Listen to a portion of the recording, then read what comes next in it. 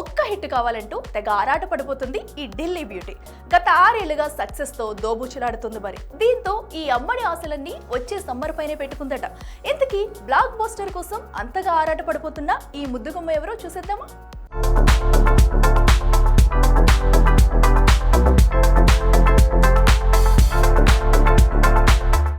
ఆరేళ్లు ఊహలు గుసగుసలాడే అంటూ తెలుగేట్రం చేసిన రాశిఖన్నా తెలుగులో హిట్ చూడక అక్షరాల 6 ఏళ్లు. అప్పుడెప్పుడో ప్రతిరోజు పండగేతో సక్సెస్ చూసిన ఈ ఢిల్లీ బ్యూటీ ఆ తర్వాత చేసిన పక్కా కమర్షియల్, థ్యాంక్ యూ, తెలుసు కదా అంటూ అడపాదడపా పలకరించినా ఒకటి సక్సెస్ కాలేదు. ఇక బాలీవుడ్ కూడా అదే పాట పాడడం కాస్త ఆశ్చర్యమే. చేసిన వెబ్ సిరీస్లు పర్లేదనిపించినా యోధా, ద సబర్మతి రిపోర్ట్, 120 బహదూర్ వంటి డిజాస్టర్లు ఈ అమ్మడికి బ్యాడ్ మెమరీస్ ని మిగిల్చాయి. అయితే ఉన్నంతలో కాస్త పర్లేదనిపించిన సినిమా ఆరంమన్మై 4. గ్లామర్ ఒలికించి చేసిన ఈ సినిమాకి కాసుల వర్షం కాస్త గట్టిగానే కురిపించారు తమిళ తంబిలు. ముఖ్యంగా గత ఏడొచ్చిన సబర్మతి రిపోర్ట్ నుంచి మొదలైన వరుస ఫెయిల్యూర్స్ రాశిఖన్నా ఇమేజ్ ను బాగా డామేజ్ చేశాయి. పోయిన 7 ఏకంగా హ్యాట్రిక్ ఫ్లాప్స్ చూసింది కూడా. నార్త్ టు సౌత్ సినిమాలు చేసిన ఒక్క హిట్ దక్కలేదు. తమిళంలో అగత్య, తెలుగులో తెలుసు కదా, హిందీలో చేసిన 120 బహదూర్ బాక్సాఫీస్ దగ్గర ఇలా ఏ సినిమా కూడా సక్సెస్ పలకరించకపోయింది. అయితే ఇన్ని ఫ్లాపులు ఎదురైనా నువ్వే కావాలి అనంటూ ఛాన్సులు వచ్చి ఒళ్ళో వాలడమే ఇక్కడ విశేషం.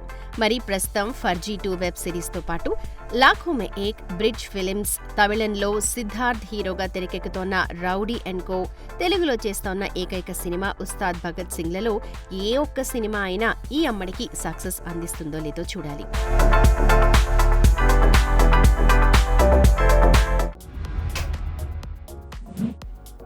Local to global. ఇప్పుడు స్టార్ హీరోలు పఠిస్తున్న తారక మంత్రం భాష కాస్త బ్యారియర్స్ దాటేయడంతో సినిమాలు ఇప్పుడు ఇంటర్నేషనల్ స్టాండర్డ్ పాట పాడుతున్నాయి. అదేలాగో మొదలైందిగా ఇప్పుడు ఈ డిస్కషన్ ఎందుకంటారా? మీరే చూసేయండి.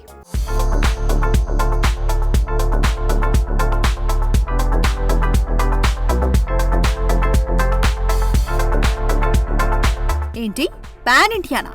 ఇప్పుడు మనదంతా పాన్ వరల్డ్ గురు అంటూ సినిమాలని గ్లోబల్ రేంజ్ నుంచి ఇంచు కూడా కిందకి దించట్లేదు మన టాలీవుడ్ స్టార్స్. సరైనోడు, రేసుగుర్రం, బన్నీ కెరీర్లోని బిగ్గెస్ట్ మాస్ హిట్స్. దీంతో వీటి సీక్వెల్స్ ని బన్నీతో చేసే ప్లాన్ చేశారట డైరెక్టర్స్. కానీ బన్నీ లెక్క వేరే. అప్పటి బన్నీకి ఇప్పటి బన్నీకి, స్టైలిష్ స్టార్ కి, ఐకన్ స్టార్ కి ఉన్నంత తేడా. పుష్ప 2 వచ్చి ఒళ్ళో వాలాయి. మరి పైగా జవాన్ ఫేమ్ అట్లితో ఒక భారీ గ్లోబల్ ప్రాజెక్ట్ ని కూడా ప్రారంభించేశాడు కూడా. మరోవైపు లోకీ, బన్సాలి అంటూ క్రేజ్ ఫిల్మ్ మేకర్స్ లైనప్ లో ఉన్నారన్న టాక్. సో ఇక బన్నీ లోకల్ కంటెంట్ పై కాన్సన్ట్రేట్ చేయడం కష్టమే. ఇక పెద్దిని పరుగులు పెట్టిస్తున్న చరణ్ కూడా సుక్కుతో చేయబోయే RC-17 ని గ్లోబల్ రేంజ్ లోనే ప్లాన్ చేస్తున్నాడట. లోకల్ గా వచ్చిన రంగస్థలం సినిమానే ఓ రేంజ్ లో ఆడింది. ఇక ఈ కాంబో టార్గెట్ గ్లోబల్ అయితే మాత్రం ఇక చెప్పనక్కర్లేదు కూడా. ఇక మైత్రి మూవీ మేకర్స్ తో పాటు సుకుమార్ సొంత బ్యానర్ లో వస్తున్న ఈ సినిమాకి గ్లామర్ టచ్ ఇవ్వడానికి కృతి సనన్ రెడీ అవుతున్నట్టు టాక్. ఇక ఇప్పటికే వారణాసితో గ్లోబల్ డోర్స్ ఓపెన్ చేసేశాడు మహేష్. సినిమా రిలీజ్ ని కూడా జక్కన్న అదే రేంజ్ లో ప్లాన్ చేస్తున్నాడు కూడా. మరోవైపు నాని ప్యారడైజ్ కి, ప్రభాస్ స్పిరిట్ కి, తారక్ డ్రాగన్ కి హాలీవుడ్ స్టాంప్ వేయడానికి ట్రై చేస్తున్న వాళ్ళే. మొత్తానికి తమ సినిమాలకి గ్లోబల్ టచ్ ఇచ్చేందుకు స్టార్ హీరోలు గట్టి కసరత్తులే చేస్తున్నారు. చూడాలి మరి గ్లోబల్ పాట పాడుతున్న మన బడా స్టార్స్ లోకల్ గా ఎప్పుడు దిగొస్తారో.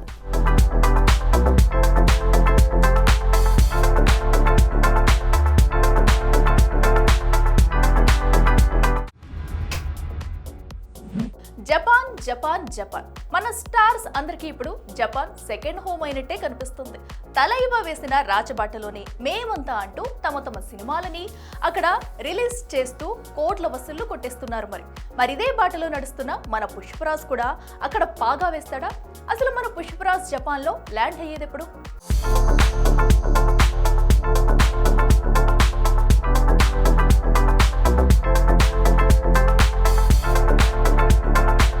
పక్క రాష్ట్రంలో రిలీజ్ అయితే అదే 10,000. ఇది ఒకప్పుడు తెలుగు సినిమా స్టేటస్. కానీ జక్కన్న బాహుబలి 2తో సీన్ మొత్తం మారిపోయింది.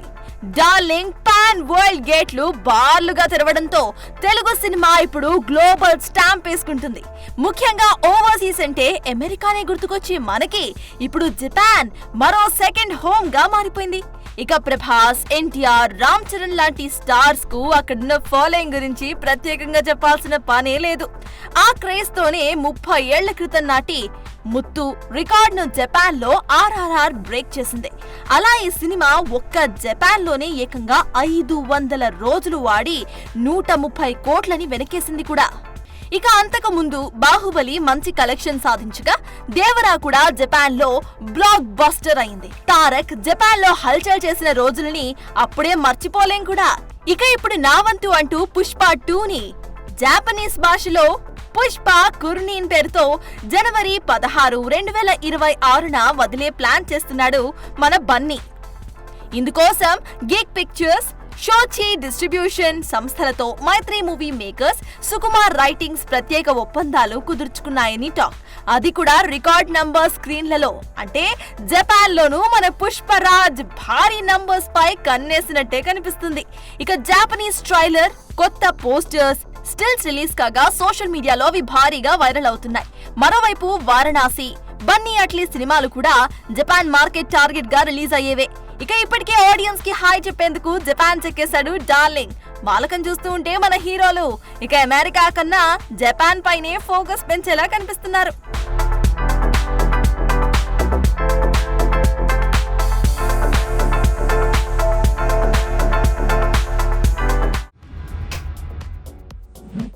శంకర్ ఒకప్పుడు ఈ పేరు వింటే చాలు భారీ ప్రొడక్షన్స్ లైన్ లో నిలబడి మరీ అడ్వాన్సులు ఇచ్చేవి. అలాంటి ఈ స్టార్ డైరెక్టర్ ని ఇప్పుడు నమ్మేవాళ్లే లేరు. గత సినిమాలు కొట్టిన దెబ్బ అలాంటిది మరి. ఇక ఎవరితో ఎలాంటి సినిమా తీస్తాడే అంటూ క్యూరియస్ గా వాచ్ చేస్తున్న తమిళ తంబిలకి షాక్ ఇస్తూ ఇలా శంకర్ తో కమిట్ అయిపోతున్నాడట ఈ కోలీవుడ్ టాప్ స్టార్.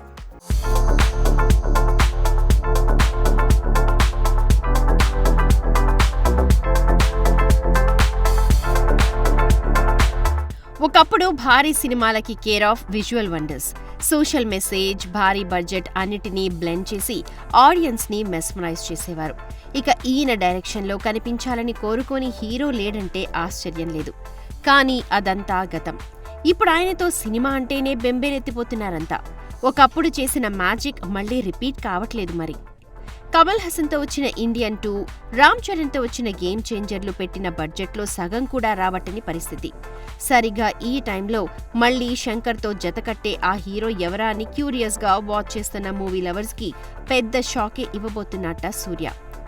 శంకర్ తన డ్రీమ్ ప్రాజెక్ట్ గా తెరకెక్కించే వేల్పరి కోసం రిస్క్ చేసి సూర్య మేకప్ వేసుకోబోతున్నాడు అంటూ కోడైకూస్తోంది కాలీవుడ్. అయితే అసలే కెరియర్ అంతంత మాత్రంగా ఉన్న సూర్య శంకర్ తో జోడీ కట్టడం అంటే కాస్త రిస్కే అని చెప్పాలి. అసలే దీని బడ్జెట్ 1000 కోట్లకు పైగా అంటూ ఇప్పటికే చెప్పేశాడు శంకర్. అలాంటిది స్లంప్ లో ఉన్న శంకర్ తో ఇంత బడ్జెట్ పెట్టి సాహసం చేస్తున్నదెవరో తెలియాలి. వేల్పరి విషయానికొస్తే ఇది ఒక పీరియాడికల్ వార్ స్టోరీ. ఈ జానర్ ను డీల్ చేయడంలో శంకర్ విజన్, గ్రాండియర్ కు తిరుగులేదు. అన్నీ కుదిరి సరిగ్గా ట్రిగర్ అయితే మాత్రం కాలీవుడ్ ఎప్పుడు చూడని వసూళ్లని చూడటం పక్కా. కావలసిందల్లా శంకర్ తనలోని మునుపటి శంకర్ ని బయటకు తేవడమే.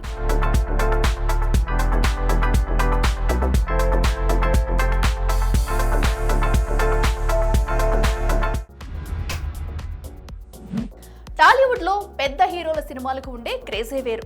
కాస్టింగ్, విజువల్స్, సెట్స్, గ్లామర్ ఇలా అన్నింటినీ బాగా దట్టించి ఆడియన్స్ ని ఎంటర్టైన్ చేసేస్తారు మరి. అయితే సినిమా కాస్త పాన్ ఇండియా ట్యాగ్ వేసుకోవడంతో ఏడాదికి ఒక సినిమాకు మంచి వదలలేకపోతున్నారు మన బడా స్టార్స్. అయితే ఈ ఏడు అసలే పలకరించని హీరోలు కూడా ఉన్నారండోయ్. మరింతకీ సిల్వర్ స్క్రీన్ పై సందడి చేయని ఆ తారలెవరో చూసేద్దామా?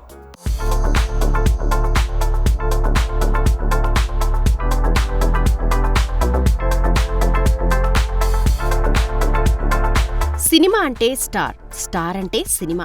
చిన్న సినిమాలు ఎన్నొచ్చినా స్టార్స్ ఇచ్చే ఎంటర్టైన్మెంటే వేరు. అందుకే బడా హీరోల సినిమాల కోసం కళ్ళు కాయలు కాసేలా వెయిట్ చేస్తూ ఉంటారు మూవీ లవర్స్.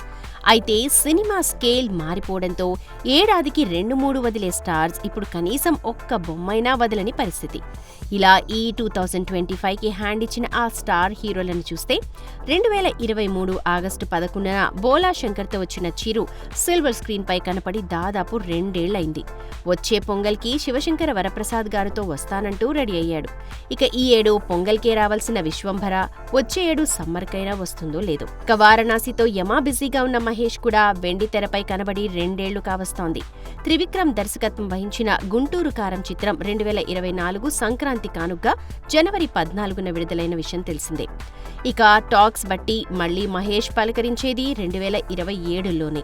2024 డిసెంబర్ 5న విడుదలైన పుష్ప ది రూల్తో ఇండియన్ బాక్స్ ఆఫీస్ ని రూల్ చేసిన బన్నీ కూడా ఈ ఏడు హ్యాండ్ ఇచ్చినట్టే. అట్లీ డైరెక్షన్లో AA22A6 వర్కింగ్ టైటిల్తో వస్తోన్న ఈ సినిమా కూడా 2026 ఎండ్లో లేదా 2027 సంక్రాంతికి రానుందని టాక్. ఇక నేను మరింత లేట్ అంటున్నాడు అఖిల్. అప్పుడెప్పుడో 2023 ఏప్రిల్ 28న ఏజెంట్తో వచ్చిన ఈ అక్కినేని అయ్యగారు వచ్చే ఏడు పక్క అంటూ లెనిన్తో 2026లో అటాక్ చేయబోతున్నాడు. ఇక వరుణ్, నిఖిల్ కూడా ఆ బాటనే పట్టారు. చూడాలి మరి ఈ ఏడు హ్యాండ్ ఇచ్చిన ఈ టాప్ స్టార్స్ రానున్న రోజుల్లో ఎలాంటి వండర్స్ అందిస్తారు.